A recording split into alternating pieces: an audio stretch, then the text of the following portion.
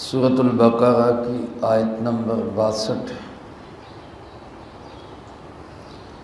الحمدللہ وکفی وسلام علی عبادہ الذین اصطفی، خصوصاً علی سید الرسل وخاتم الانبیاء وعلی آلہ واصحابہ الاتقیاء۔ اما بعد فاعوذ باللہ من الشیطان الرجیم، بسم اللہ الرحمن الرحیم۔ ان الذین آمنوا والذین ہادوا والنصارى والصابئین من آمن باللہ والیوم الآخر وعمل صالحا فلهم أجرهم عند ربهم ولا خوف عليهم ولا هم يحزنون۔ ان الذین آمنوا، یقیناً وہ لوگ جو ایمان لائے، والذین ہادوا، اور وہ لوگ جو یہودی ہوئے، والنصارى، اور نصارہ، والصابئین، اور صابئین، من آمن باللہ والیوم الآخر، جو بھی ایمان لائے اللہ پر اور آخرت کے دن پر، وعمل صالحا، اور اچھے اعمال اختیار کرے، فلہم اجرہم عند ربہم، سو ان کے لیے ان کا اجر ہے ان کے رب کے ہاں، ولا خوف علیہم، نہ ہی ان پر کوئی خوف ہوگا، ولا هم یحزنون، اور نہ ہی ان کو کوئی غم ہوگا۔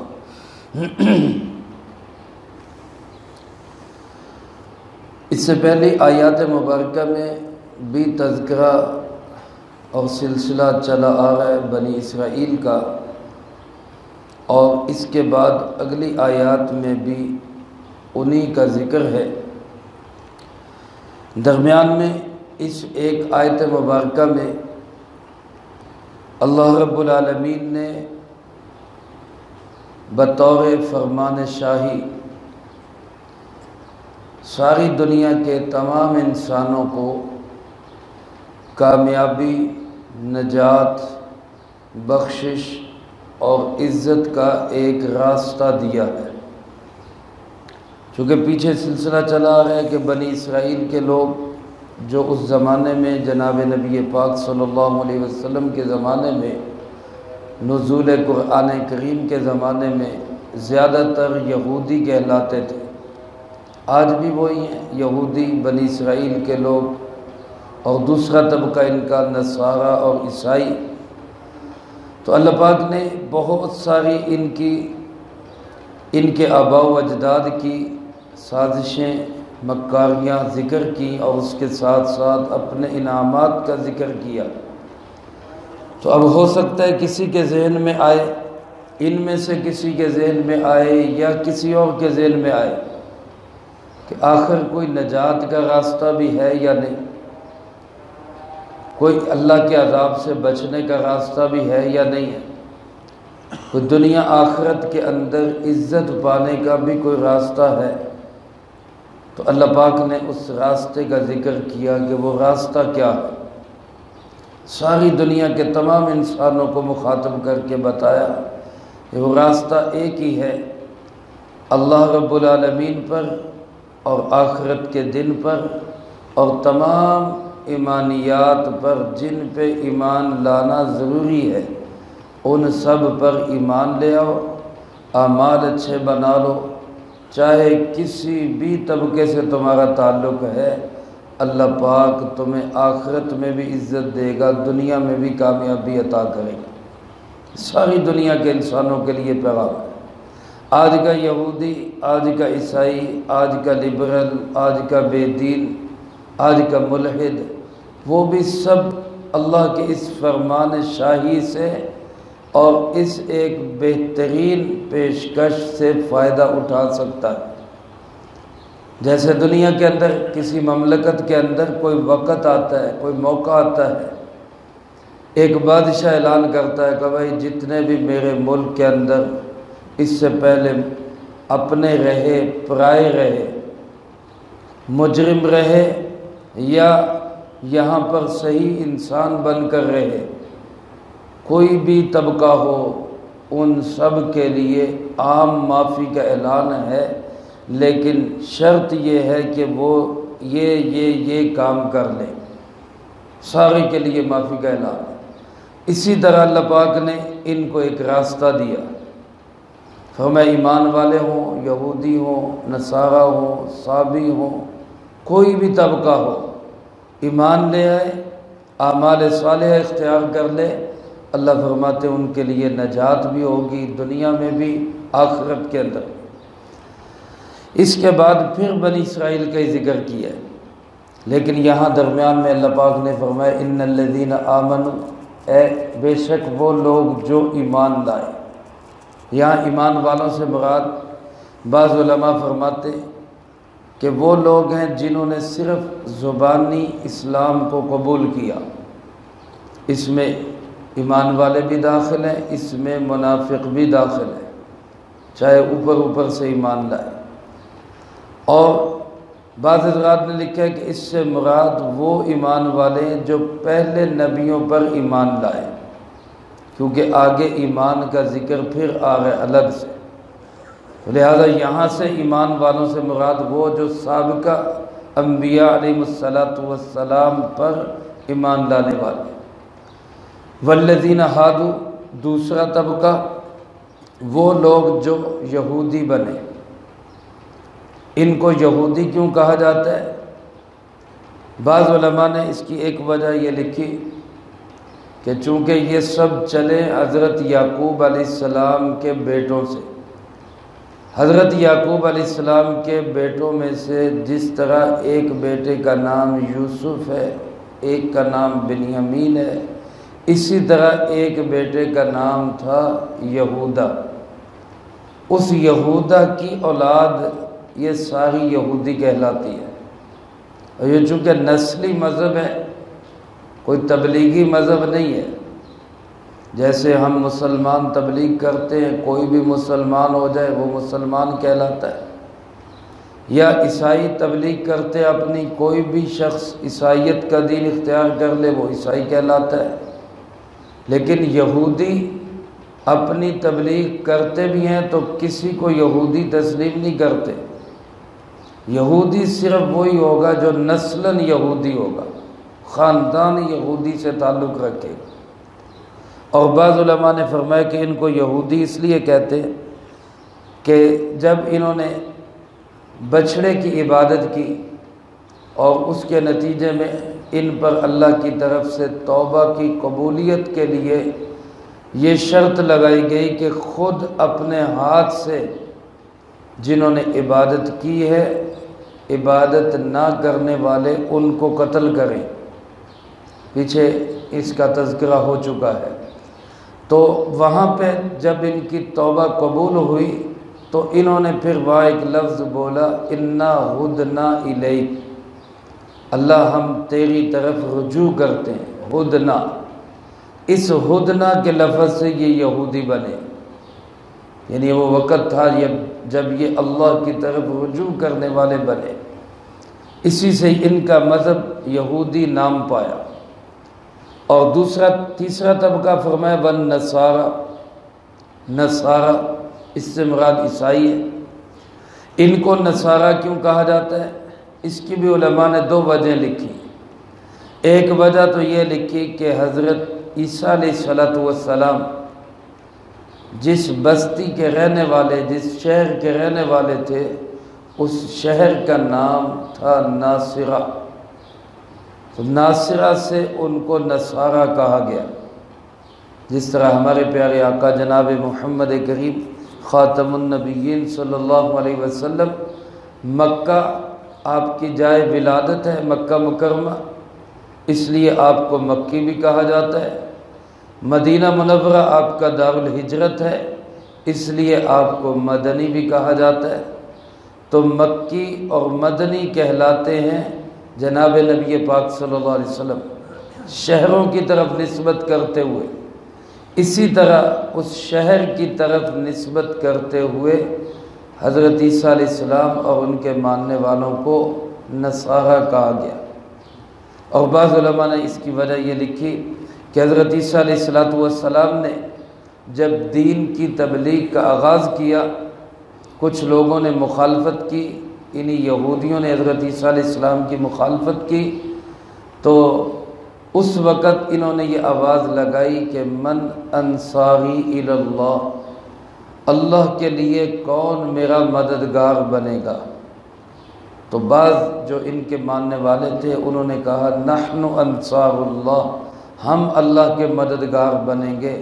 اس سے پھر ان کو لقب دیا گیا نصارہ کا، انصار نصارہ سے ہے۔ تو بہرحال کوئی بھی وجہ ہو، اللہ پاک فرماتے ہیں جو بھی یہ لوگ ہوں، ایمان والے ہوں، یہودی ہوں، نصارہ ہوں یا سابئین ہو۔ سابئین کن کو کہا جاتا ہے؟ سابئی کا لفظی معنی ہے بے دین ہونا، کسی اور دین میں چلے جانا۔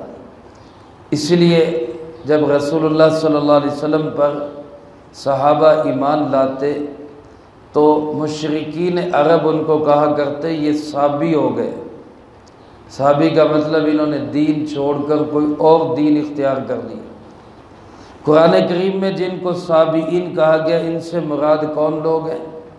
اس کی کوئی وضاحت قرآن کریم میں نہیں ہے، اس لیے مفسرین کرام رحمہم اللہ کے اس کے بارے میں مختلف اقوال ہیں کہ یہ کون لوگ ہیں اور کس زمانے کے کس طبقے کے لوگ ہیں۔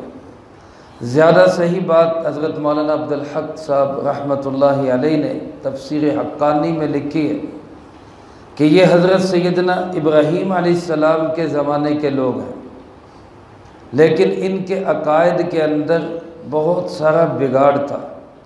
اصل میں ان کا عقیدہ یہ ہے کہ کوئی دین، کوئی مذہب اس کی ضرورت نہیں، کسی نبی کی ضرورت نہیں، ڈائریکٹ انسان اللہ کو پا سکتا ہے، لہٰذا انسان خود اللہ سے رابطہ کرے اور اللہ سے جو اصلاح اس کا پروگرام ملے اس کے مطابق یہ عمل کرے۔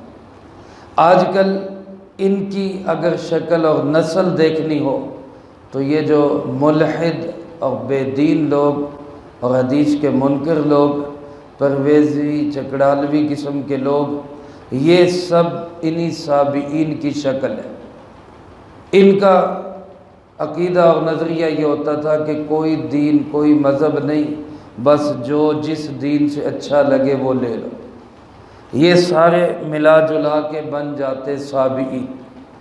اللہ رب العالمین ان سب طبقات کو مخاطب کر کے فرما رہے ہیں کہ من آمن باللہ والیوم الآخر، جو بھی اللہ پر اور آخرت پر ایمان لائے گا، وعمل صالحا، اور اچھے اعمال اختیار کرے گا۔ یہاں میرے دوستو ذرا غور کریں، ایمان کے لیے صرف دو چیزوں کا ذکر ہے، اللہ پر ایمان اور آخرت پر ایمان، اور کسی چیز کا ذکر نہیں۔ اس سے بعض لوگوں کو یہ مغالطہ لگا کہ رسالت پر ایمان لانا ضروری نہیں ہے۔ بعض لوگ یہ کہنے لگ گئے نبی کریم صلی اللہ علیہ وسلم پر ایمان لانا اس کی ضرورت نہیں ہے، یہودی ہو آپ پہ ایمان نہ لائے، اعمال اچھے کرے وہ بھی بخشا جائے گا، عیسائی ہو آپ پہ ایمان نہ لائے، اللہ پہ آخرت پہ ایمان لائے، اچھے اعمال اختیار کرے وہ بھی بخشا جائے گا۔ یہ بات بالکل غلط ہے، بالکل غلط ہے۔ اس لیے کہ اب اگر کوئی شخص اللہ پہ ایمان رکھتا ہے، رسول اللہ صلی اللہ علیہ وسلم پہ ایمان نہیں رکھتا، اس کو نجات نہیں مل سکتی، وہ دنیا آخرت کے اندر نجات نہیں پا سکتا۔ دیکھو اللہ کو ہم کیسے مانتے ہیں، ہمیں پتہ کس نے بتایا کہ اللہ ہے؟ ہمیں کس نے بتایا کہ یہ قرآن کریم ہے؟ سب سے پہلے تو رسول پہ ایمان لانا ضروری ہے، بلکہ اگر یوں کہا جائے کہ اللہ پر ایمان لانے سے بھی پہلے رسول پر ایمان لانا ضروری ہے تو اس میں بھی کوئی شک نہیں، یہ بھی حقیقت ہے۔ کیوں؟ دیکھیں، پہلی وحی قرآن کریم کی اتری اقرأ بسم ربک الذی خلق، یہی 5 آیات ہیں نا سورۃ علق کی، جن کو کہا جاتا ہے یہ پہلی وحی ہے۔ اب یہ پہلی وحی ہے، ہمیں یہ کس نے بتایا؟ قرآن کریم میں تو اس کا کہیں ذکر نہیں کہ یہ پہلی وحی ہے۔ اس کا ذکر کہاں پہ ہے؟ اس کا ذکر تو احادیث مبارکہ میں، بخاری و مسلم کے اندر ہے، صحیح 6 میں ہے کہ پہلی وحی اقرأ بسم ربک الذی خلق یہ نازل ہوئی۔ اور یہ بتایا کس نے؟ یہ بتایا جناب محمد کریم صلی اللہ علیہ وسلم۔ تو آپ پر ایمان ہوگا تو آگے قرآن پر ایمان آئے گا، آپ پر ایمان ہوگا تو اللہ پہ ایمان ہوگا، آپ پر ایمان ہوگا، آپ کی بات پہ انسان اعتماد کرے گا تو باقی چیزوں پہ اعتماد ہو سکے گا۔ اس لیے رسول صلی اللہ علیہ وسلم پر ایمان لائے بغیر کوئی شخص اللہ پہ بھی ایمان لا نہیں سکتا، یہ ضروری ہے۔ اس لیے یہ الفاظ سے یہ مغالطے میں پڑ جانا اور شبہ میں پڑ جانا یہ ایک نادانی ہے، بے وقوفی ہے، کیونکہ قرآن کریم میں دوسری جگہوں پر تفصیل کے ساتھ ذکر ہے۔ اللہ پہ بھی ایمان لانا ضروری، فرشتوں پہ بھی ایمان لانا ضروری، تمام رسولوں پہ بھی ایمان لانا ضروری، تمام کتابوں پہ بھی ایمان لانا ضروری، مرنے کے بعد دوبارہ جی اٹھنے پہ ایمان لانا بھی ضروری، اور آخرت کے دن پہ ایمان لانا بھی ضروری۔ ان ساری ایمانیات پہ ایمان ہوگا تو پھر اس شخص کو سمجھا جائے گا کہ یہ مومن ہے، پھر یہ ایمان والا کہلائے گا۔ یہاں صرف 2 چیزوں کا ذکر اس لیے کیا کہ پہلی چیز جس پہ ایمان لانا ضروری ہے وہ اللہ ہے، اللہ رب العالمین، اور آخری چیز جس پہ ایمان لانا ضروری ہے وہ آخرت ہے۔ اس کے درمیان میں ساری ایمانیات خود بخود آ جاتی ہیں۔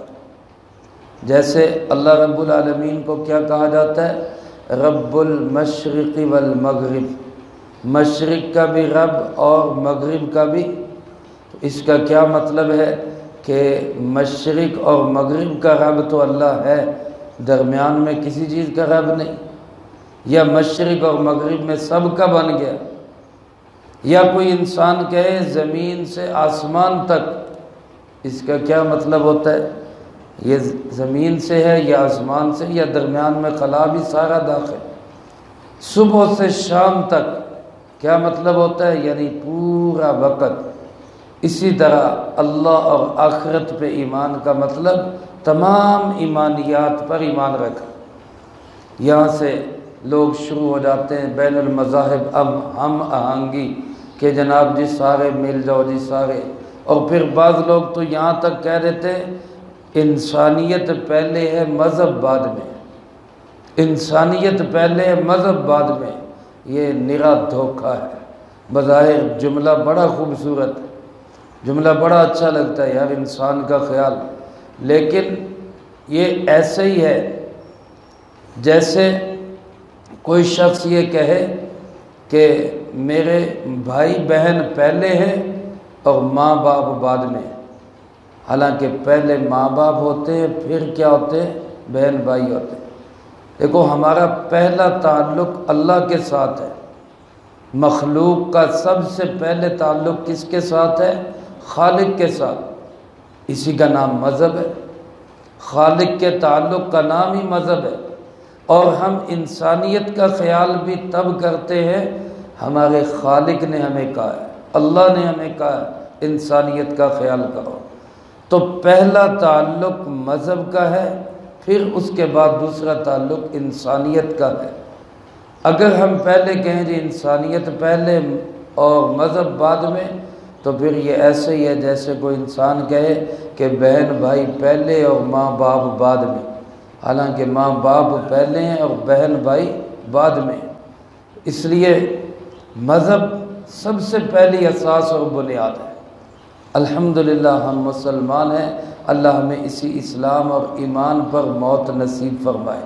ہم ساری دنیا کے انسانوں کو قرآن کا یہی پیغام پہنچاتے کہ اگر نجات چاہتے ہو، کامیابی چاہتے ہو، سرخروئی چاہتے ہو، بچنا چاہتے ہو، دنیا آخرت میں عزت اور نجات پانا چاہتے ہو، راستہ ایک ہی ہے، اللہ پہ، اللہ کے محبوب حضرت محمد صلی اللہ علیہ وسلم پر، آخرت پر، فرشتوں پر، تمام کتابوں پر ایمان رکھو۔ نجات کا راستہ حضرت محمد صلی اللہ علیہ وسلم کا دین ہے، قرآن کریم ہے، اس پہ ایمان لے آؤ اور عامل صالحہ، اچھے اعمال اختیار کرو۔ حضرت امام مجدد الف ثانی رحمۃ اللہ علیہ فرماتے ہیں اچھے اعمال میں سب سے پہلے 5 چیزیں داخل ہیں: اللہ اور اس کے رسول صلی اللہ علیہ وسلم پہ ایمان کی گواہی، دوسرے نمبر پہ نماز، تیسرے نمبر پہ روزہ، چوتھے نمبر پہ زکوٰۃ اور 5ویں نمبر پہ حج۔ بعض نے اس کے ساتھ جہاد اور دین کی محنت کو بھی اس کے ساتھ شامل کیا۔ یہ اعمال صالحہ سب سے بنیادی اعمال ہے۔ باقی جتنے حقوق اللہ، حقوق العباد، سب کا ادا کرنا اعمال صالحہ میں داخل ہے، سب کا ادا کرنا۔ تو جس نے یہ اختیار کیا ایمان اور اعمال صالحہ والی زندگی، فَلَهُمْ أَجْرُهُمْ عِنْدَ رَبِّهِمْ، اللہ پاک فرماتے ہیں ان کے پروردگار کے ہاں سے ان کو اجر ملے گا، اس میں کوئی شک نہیں۔ کوئی یہ نہ سمجھے کہ جی ہم پہلے یہودی تھے اب ہمیں پتہ نہیں اجر ملے گا کہ نہیں، ہم پہلے عیسائی تھے پتہ نہیں ہمیں اب اجر ملے گا کہ نہیں۔ جو بھی آنا چاہے آ جائے، جب وہ حضرت محمد صلی اللہ علیہ وسلم کی چھتری کے نیچے آئے گا، ایمان والے اس سائے کے نیچے آئے گا، اللہ کے ہاں سے وعدہ ہے ان کو اجر ملے گا، ان کو اللہ کے ہاں سے ان کی محنت کا معاوضہ ملے گا۔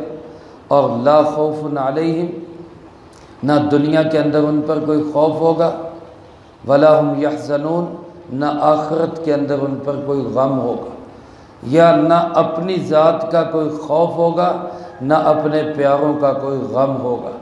اس لیے نجات کا راستہ یہی ہے کہ حضرت محمد صلی اللہ علیہ وسلم کی کامل اتباع کی جائے۔ اللہ مجھے آپ کو سب کو اس کی توفیق نصیب فرمائے، جو کہا سنا اس کو زندگی میں لا کے دوسروں تک پہنچانے کی توفیق عطا فرمائے۔ اللہم انت السلام ومنک السلام، تبارکت ربنا وتعالیت یا ذا الجلال والاکرام۔ اللہم اعنا علی ذکرک وشکرک وحسن عبادتک۔ اللہم احسن عاقبتنا فی الامور کلہا واجرنا من خزی الدنیا وعذاب الآخرہ۔ اللہم باقیتا کباقیت الولید، اللہم استر عوراتنا وآمن روعاتنا۔ اللہم انا نجعلک فی نحورہم ونعوذ بک من شرورہم۔ اللہم اکفنا بحلالک عن حرامک واغننا بفضلک عمن سواک۔ اللہم اکفنا کل مہم من حیث شئت ومن این شئت۔ رب اغفر وارحم وانت خیر الراحمین۔ رب ارحمہما کما ربیانی صغیرا۔ اللہم ربنا هب لنا من ازواجنا وذریاتنا قرۃ اعین واجعلنا للمتقین اماما۔ اللہم ربنا تقبل منا انک انت السمیع العلیم وتب